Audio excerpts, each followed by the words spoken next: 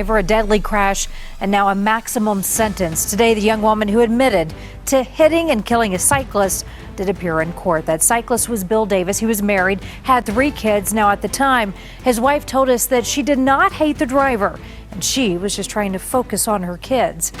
It was an ordinary afternoon when the event that would shake a small town to its core occurred. Signal 4. Cars flipping on busy freeways seems like a scene pulled out of an action movie, but this was very real. Signal 4.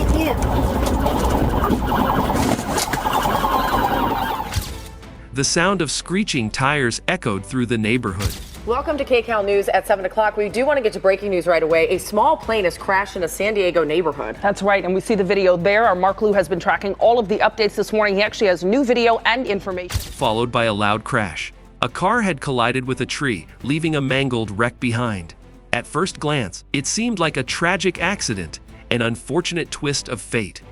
The driver, a young woman named Sarah, appeared to have lost control of her car, causing her to veer off the road and crash into the tree.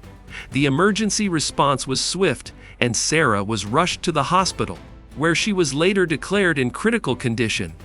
The scene was chaotic, and while neighbors gathered in shock, the local police began their standard investigation. On the surface, everything pointed to a simple accident with no signs of foul play. But little did anyone know, this crash would turn into something much more complex than anyone had ever imagined. Initial beliefs, at first, everyone believed it was just another case of a distracted driver or a momentary lapse in judgment. The town mourned the young man's injuries, and the news spread quickly. Michael had lost control of his vehicle, veering off the road and into a tree. His friends and family, devastated by the accident, accepted this explanation without question. Authorities didn't raise any immediate suspicions either.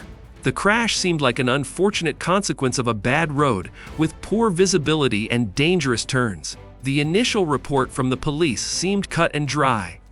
An accident that happened on an ordinary day. But the more people spoke about it, the more doubts started to surface.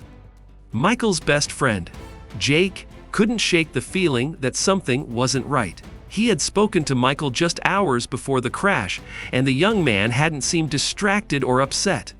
In fact, Michael had been perfectly fine, showing no signs of stress or reckless behavior. Why would Michael suddenly lose control? Was it truly just an accident? Jake wasn't sure anymore. Something inside him told him there was more to this story. The questions kept growing, even as the rest of the town moved on. But Jake couldn't let go. The initial beliefs were comforting, but they didn't sit right with him. Suspicious signs as time passed. The details surrounding the crash began to take on a more suspicious tone. Jake's doubts continued to linger, and he started digging into the circumstances surrounding the incident. He revisited the crash site and noticed something odd. The area where the car had hit the tree was remarkably clean. There were no tire marks, no evidence that the car had swerved or attempted to brake. It was as if the car had driven directly into the tree with no attempt to avoid it. Moreover, Michael's condition was more troubling than originally reported. Despite his life-threatening injuries, his memory seemed too clear. When he regained consciousness in the hospital, his first words weren't of confusion or pain, but a cryptic statement. "It wasn't an accident. They made sure I wouldn't escape." The more Jake investigated, the more inconsistencies appeared. For one, Michael's phone had gone missing, along with some of his personal belongings. The authorities initially dismissed it as a case of theft after the crash, but Jake wasn't convinced. He also learned that Michael had been acting strangely in the days leading up to the accident, avoiding certain people, and becoming more secretive. Something wasn't adding up. What if this wasn't a simple accident? What if Michael had been deliberately targeted? The more signs Jake uncovered, the clearer it became this was no ordinary crash. The pieces of the puzzle were starting to come together, and they didn't tell the story everyone had believed. The investigation, as Jake's suspicions grew, he decided to take matters into his own hands. He began to look deeper into Michael's life, trying to understand the events leading up to the crash. What he uncovered shocked him. Michael had been working on a secret project, something he had kept hidden from even his closest friends. There were whispers of a business deal gone wrong, and a few people who had made it clear they didn't want Michael to succeed. Jake spoke to Michael's colleagues and dug into the contacts on his phone, but it wasn't until he met with a local journalist that the investigation took a turn. The journalist, who had been following a string of similar crashes in the area, pointed out a pattern.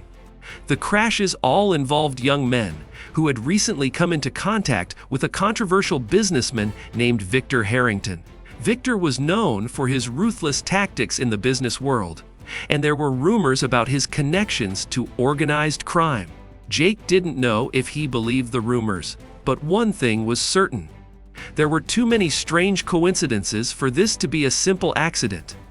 Michael's crash wasn't the first, and it likely wouldn't be the last if someone didn't take action.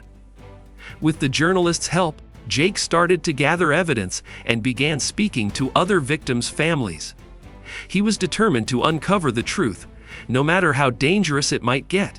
As he dug deeper, one thing became clear: the crash was part of a larger, more sinister story that the public wasn't aware of. Revealing truth, the deeper Jake dug, the darker the truth became.